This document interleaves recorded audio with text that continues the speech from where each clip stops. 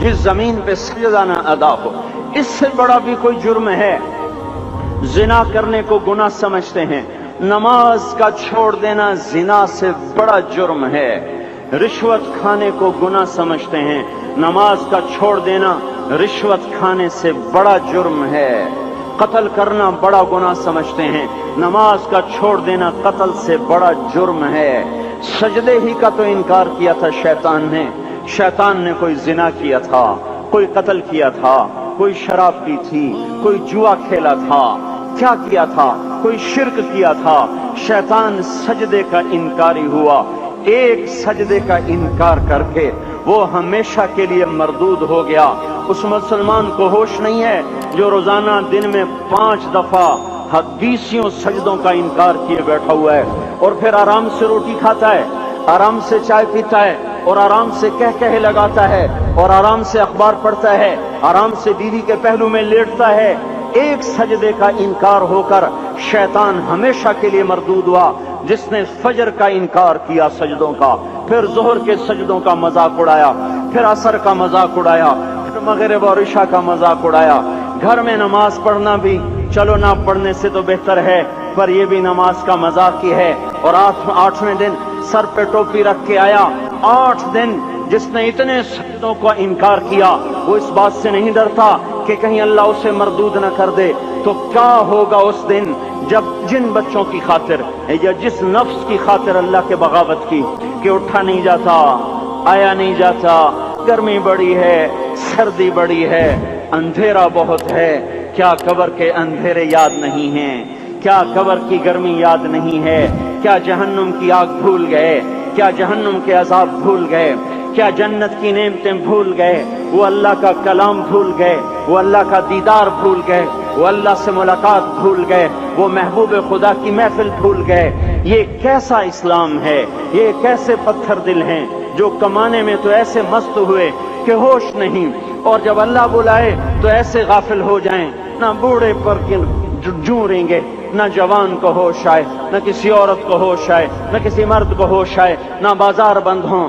ارے میرے بھائیو، حکومت سے پیسہ بچانے کے لیے ہڑتالیں کی، 20 دن بازار نہ کھولے، نماز کے لیے اگر دکانیں بند کرتے تو آج اللہ تعالیٰ آپ کو ہر ظالم سے باہر نکال دیتا۔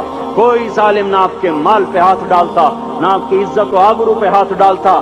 دن دہاڑے ڈاکے پڑے، کیوں پڑے؟ کہ ہم باغی ہو گئے، ہم نے اللہ سے بغاوت کر دی۔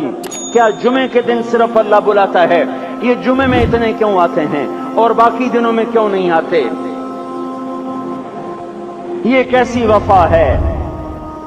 اور ایسا وفاؤں والا اللہ کہ زمین بولے اے اللہ اجازت دے میں گلستان کالونی کو نگل جاؤں، سمندر بولیں مولا اجازت دے ہم چڑھ جائیں، فرشتے بولیں اے اللہ اجازت دے ہم انہیں ہلاک کر دیں، اور جس کے سجدے کا انکار ہوا پڑا، جس کا 8 بازاروں میں جس کی شریعت کا مذاق اڑایا جا رہا، وہ جس کوئی غیرت خود جوش میں آ رہی کہ یہ میرے بنے ہوئے گندے پانی کے بنے ہوئے نطفے سے بنے ہوئے، میری غذا کھا کر، میرا رزق کھا کر، میری ہواؤں سے زندہ، میرے پانیوں سے زندہ، میری روٹی سے زندہ، میرے دیے ہوئے گوشت سے زندہ، میرے دیے ہوئے نظام سے زندہ، یہ میرے ہی منکر بن گئے۔ 1500 روپے کا ملازم آپ کو چائے کی پیالی نہ دے تو آپ کہتے چل چھٹی کر، ہم کوئی اور رکھیں گے۔ اور جس نے اتنا بڑا وجود بخشا، آنکھوں میں چراغ جلائے، کانوں میں خون لگائے، دماغ میں برق کی روئیں دوڑائیں، دل کو دھڑکایا، سارے بدن کے تک خون پہنچانے کا نظام چلایا، پھیپھڑوں کی فیکٹریاں چلائیں، رگوں میں خون پہنچایا، ہڈیوں کو غذا پہنچائی، اور آنکھوں کو غذا پہنچائی، بالوں کو غذا پہنچائی، زبان کو بولنے کی طاقت دی، دانتوں کو کاٹنے کی طاقت دی، دو وہاں نالیاں لگائیں، سانس کی الگ کر دی اور معدے کی الگ کر دی، اور وہاں پردہ لگایا، جو غذا منہ میں جائے تو معدہ کھل جائے اور پھیپھڑے کی طرف جانے والی نالی رک جائے۔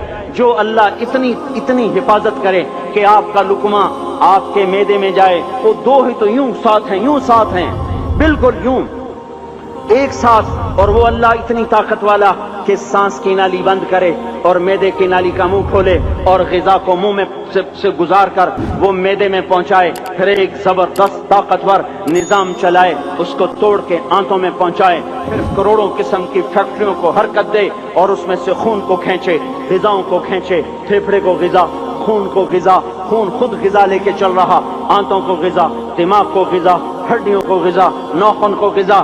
ایک ناخن کھینچ لے تو ہم کیا کریں؟ کیا میرے مولا کا نظام ہے؟ یہ ہمارا قبرستان ہے، مردہ سیل باہر نکل رہے اور ناخن کی شکل میں باہر آ رہے، پھر آگے جا کے اور سخت ہو رہے، تھوڑا سا ناخن زیادہ کٹ گیا، سارا دن سی سی کرتا ہے، سارا دن ہائے ہائے کرتا ہے۔ یہی ناخن میرا رب کھینچ لے تو ہم تو ایک ناخن کا شکر ادا نہیں کر سکتے۔ یہ جوڑ بنا دیے، سیدھا کر دے تو ہم اسی کا شکر ادا نہیں کر سکتے۔ میرے بھائیو، یہ سب کچھ کر کے پھر ہم اللہ کے باغی ہو جائیں، ہے کوئی عقل میں آنے والی بات؟ ہے کوئی سوچ بچار کی بات کہ 1500 صرف دیے اور اس نے چائے کی پیالی نہ دی تو نکال دیا، اس نے گاہک کو ڈیل نہیں کیا تو نکال دیا، اور یہ وجود کہاں سے خرید کے لائے؟ یہ زمین کس نے بچھا کے دی؟ والارض وضعها للانام، اے میرے بندو میں نے ہی تو تمہیں بنا کے دی۔ فاکہۃ، دیکھو میں نے تمہارے لیے پھل نکالا، والحب ذو العصف والریحان، میں نے ہی تمہارے لیے غلہ بھی بنایا اور بھوسا بھی بنایا۔ فبأي آلاء ربكما تكذبان، میری کیوں نعمتوں کو جھٹلاتے ہو؟ کیوں میرے باغی بنتے ہو؟ کس کس کا انکار کرتے ہو؟ دیکھتے نہیں ہو رب المشرق والمغرب، رب المشرقین والمغربین، میں تمہارے مشرق کا بھی رب ہوں، مغرب کا بھی رب ہوں، شمال کا بھی رب ہوں، جنوب کا بھی رب ہوں۔